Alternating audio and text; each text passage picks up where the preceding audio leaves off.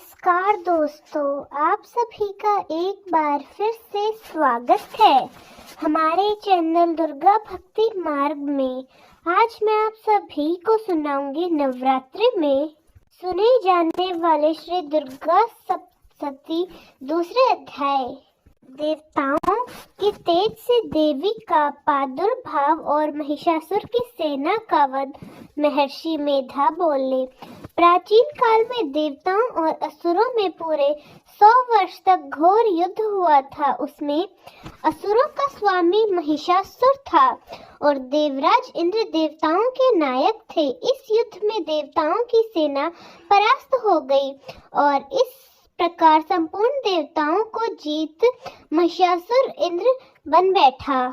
युद्ध के पश्चात हारे हुए देवता प्रजापति श्री ब्रह्मा जी को साथ लेकर उस स्थान पर पहुंचे जहां की भगवान शंकर विराजमान थे।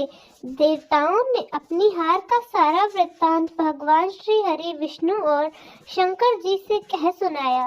वे कहने लगे, हे प्रभु, महिषासुर सूर्य, इंद्र, अग्नि, वायु, चंद्रमा, यम, वरुण तथा अन्य देवताओं सभी के अधिकार छीनकर सबका अधिक सत्ता स्वयं बन बैठा है।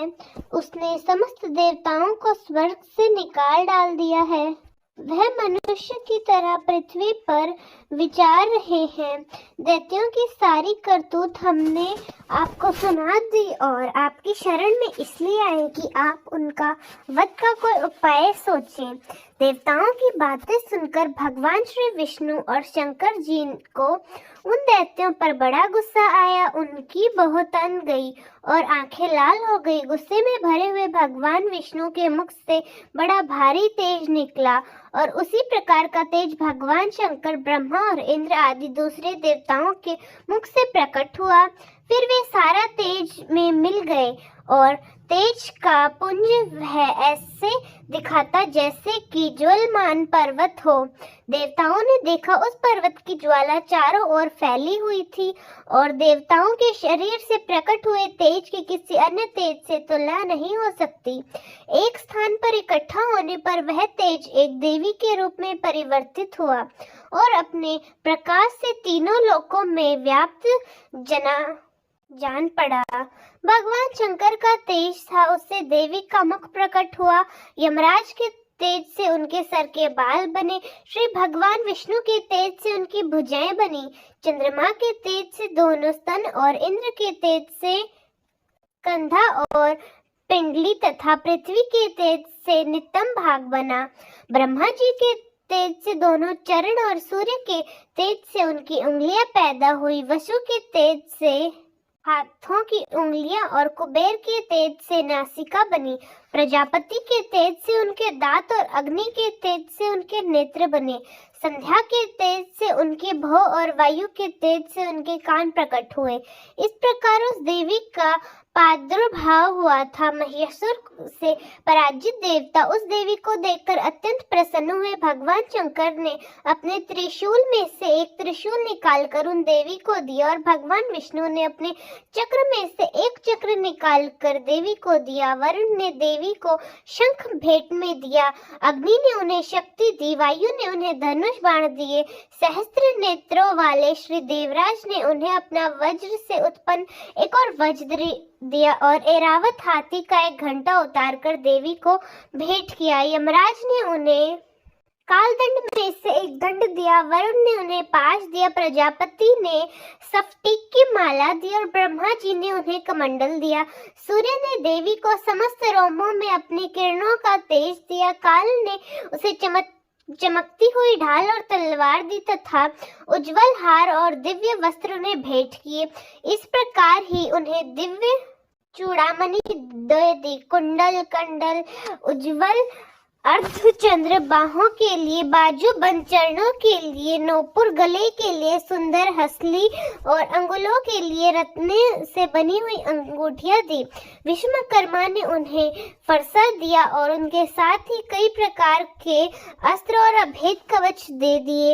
इसके अलावा उसने कभी न कुछ न कुंभ लेने वाले सुंदर कमलों की मालाएं भेंट की, समुद्र ने सुंदर कमल का फूल भेंट किया, हिमालय ने सवारी के लिए सिंह और तरह तरह के रत्न देवी को भेंट किए, यक्ष राज कुबेर ने मधु से भरा हुआ पात्र, शेषनाग ने उन्हें बहुमूल्य मणियों से वशीभूत नागहार भेंट किया।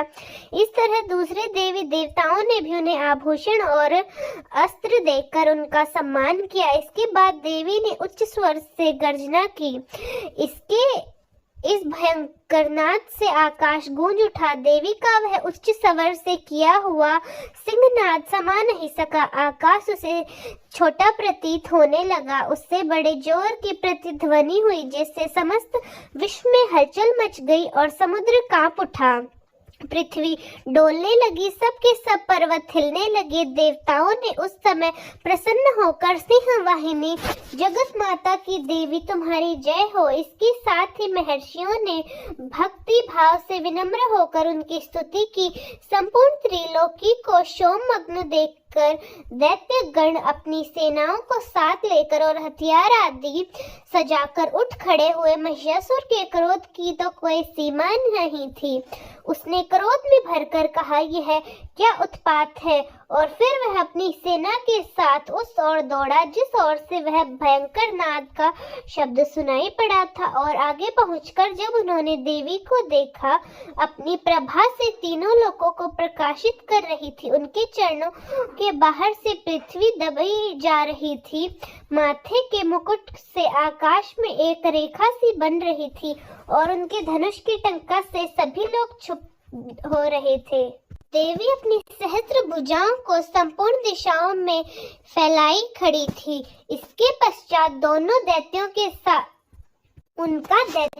साथ युद्ध छिड़ गया और कई बार के अस्त्र शस्त्रों से सभी दिशाएं उद्धाव की। सेना का सेनापति चिर नामक एक महान असुर था।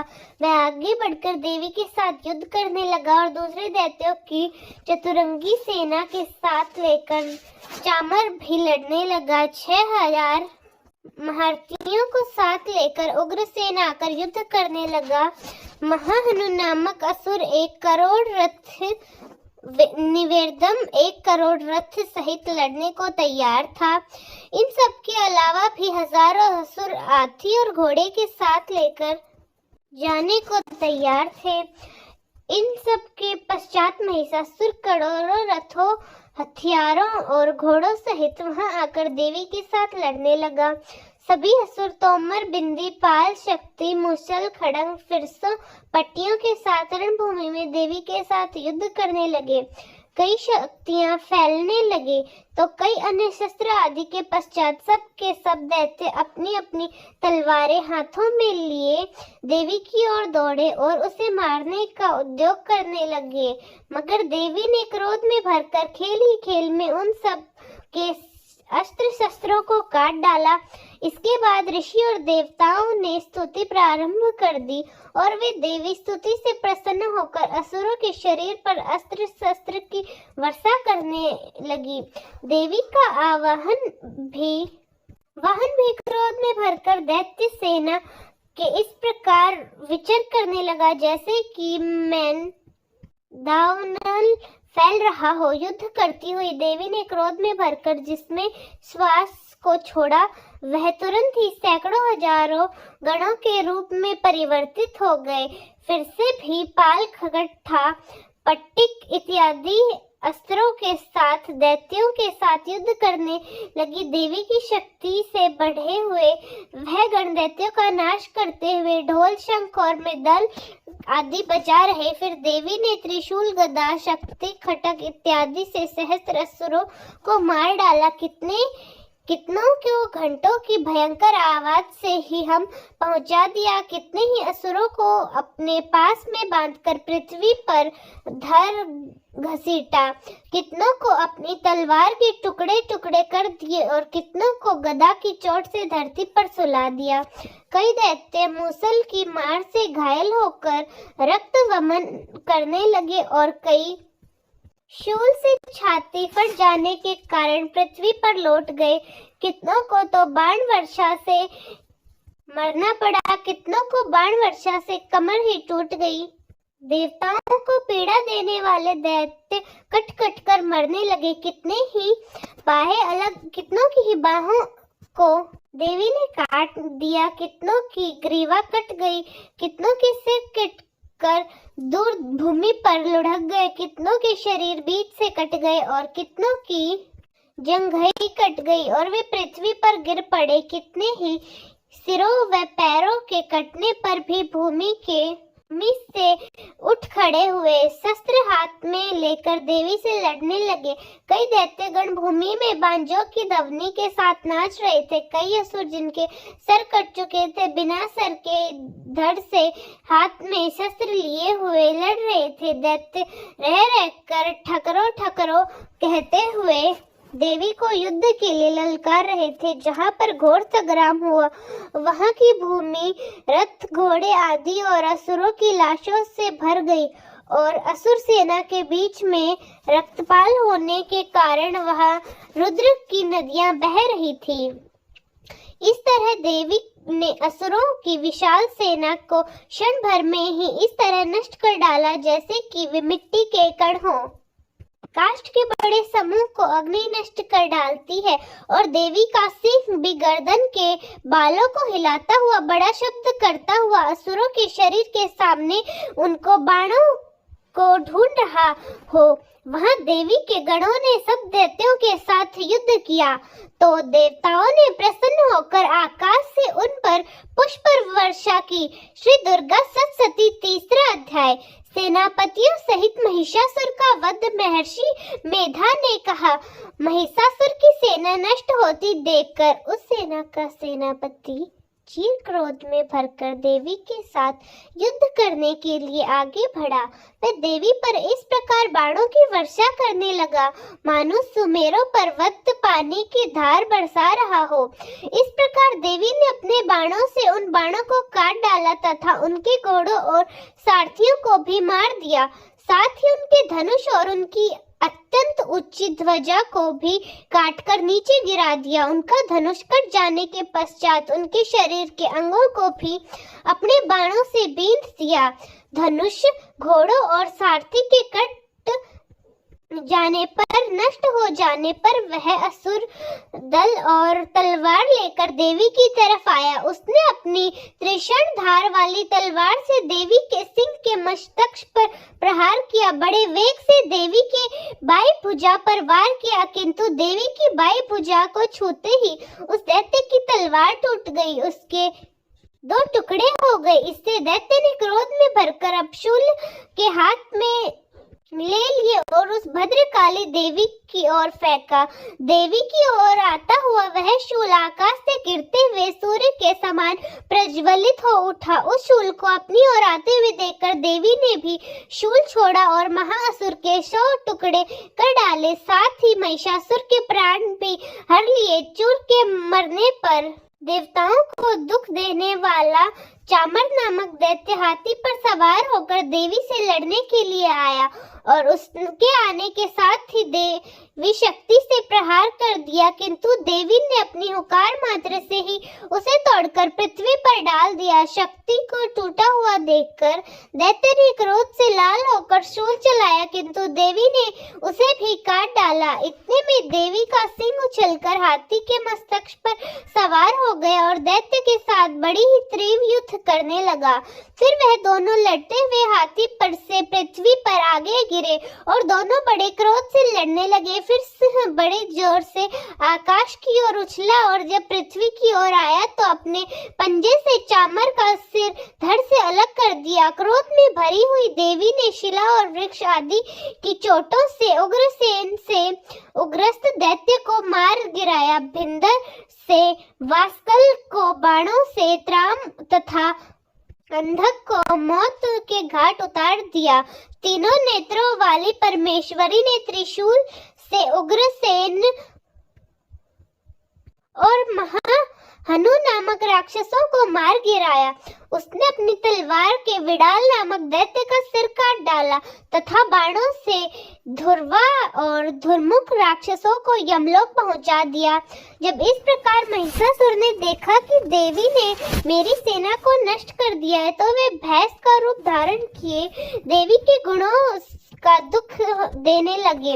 उन गणों में कितना ही उनको मुख से प्रहार, कितने ही बड़े खुरों से, कितने ही पूंछ, कितनों को सिंहों और कितने को बड़ों से दौड़ने का वेग, अनेकों को सिंहनाद से, कितने को चक्कर देकर और कितनों को श्राप वायु के झोंकों से पृथ्वी पर गिरा दिया। वह दैत्य इस प्रकार गणों की सेना को गिरी देवी के सिंह को मारने के लिए। इस पर देवी को बड़ा क्रोध आया। उधर दैत्य भी क्रोध में भरकर धरती को खुरों से खोदने लगा तथा सिंहों से पर्वत को उखाड़ उखाड़ कर धरती पर फेंकने लगा और मुख से शब्द भी करने लगा। महिषासुर के वेग से चक्कर देने के कारण पृथ्वी शब्द होकर फटने लगी। उसकी पूंछ से टरकार कर समुद्र चारों ओर फैलने लगा। हिलते हुए सिंहों और आशाद के मेघ खंड खंड हो गए और श्वास से आकाश में उड़ते हुए पर्वत भी फटने लगे। इस तरह क्रोध में भरे हुए राक्षस को देखकर देवी चंडिका को भी